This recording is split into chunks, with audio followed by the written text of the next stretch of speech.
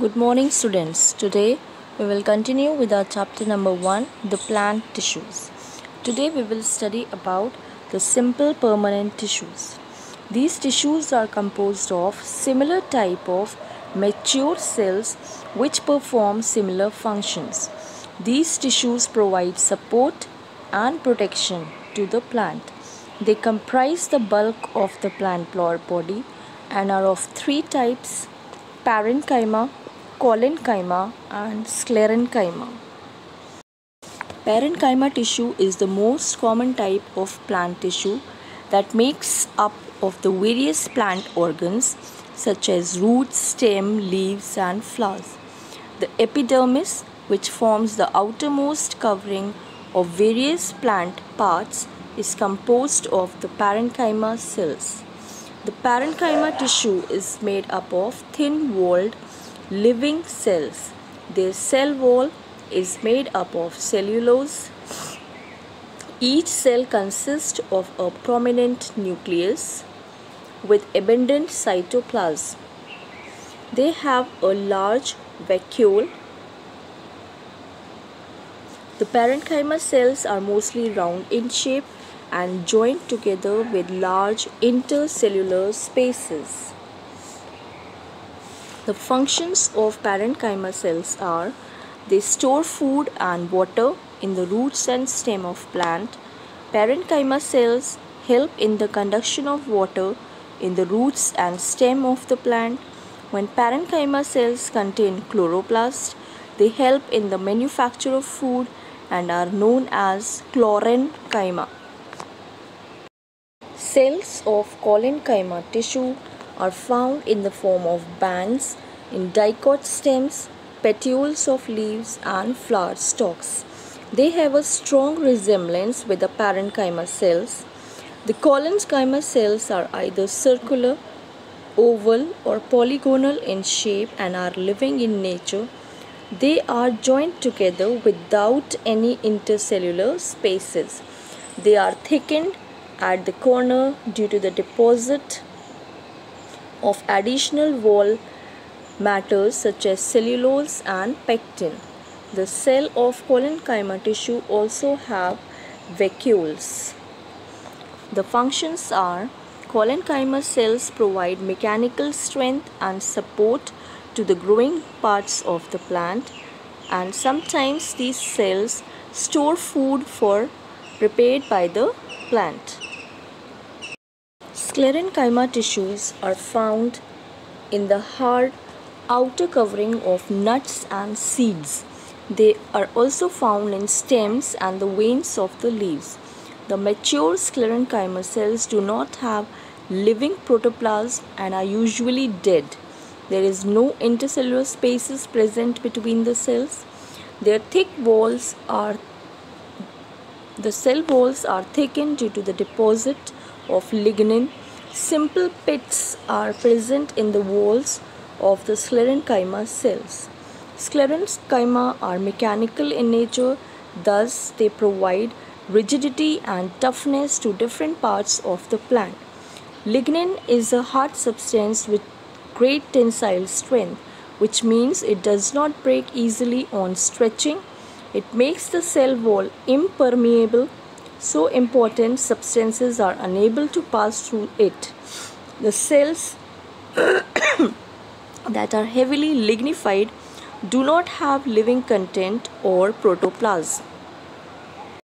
A comparative study of all the three simple permanent tissues. The nature of the tissues: parenchyma are living cells, collenchyma also are living cells, sclerenchyma are dead cells.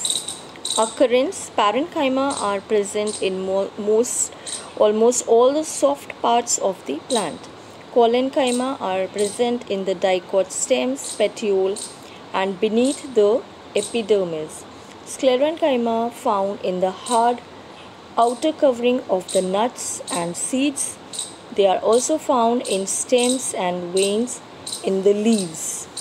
Parenchyma are round or polygonal in shape.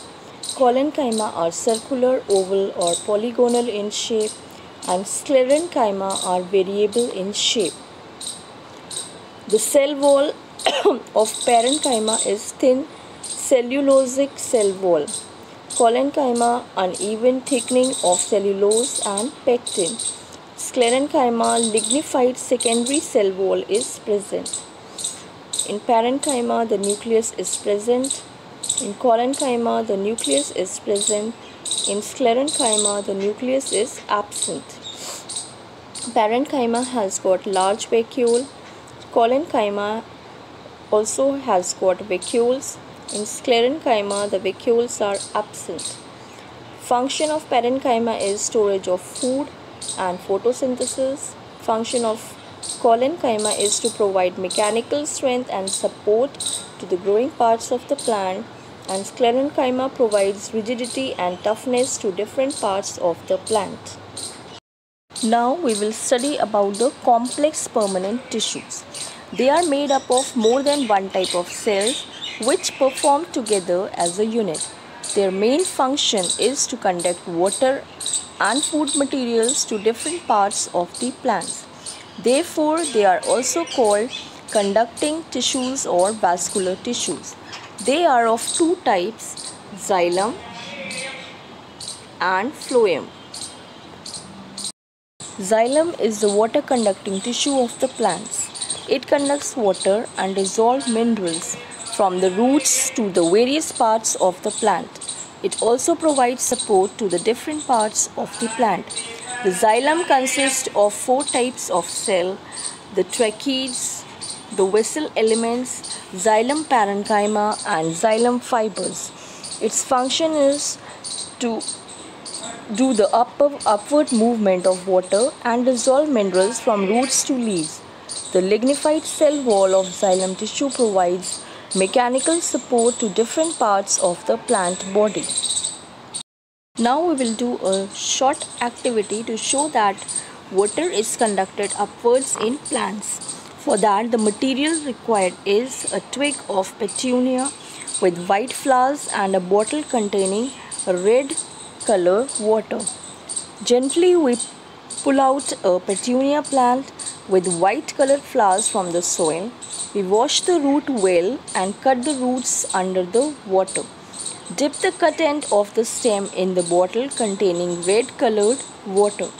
Leave the whole set up for few hours. We observe the plant carefully. We will find that the white colored flowers have changed to red. This is because when the xylem absorbs the water, it reaches to different parts of the plant, and because of this, the white color of the flower changes to red. Phloem is found in all parts of the plant. It is made up of living tubular cells which provide passage for downward movement of food prepared by the leaves to other parts of the plant.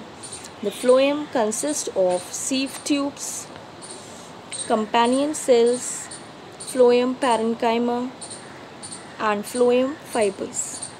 Except the phloem fibers, all the phloem cells are living in nature.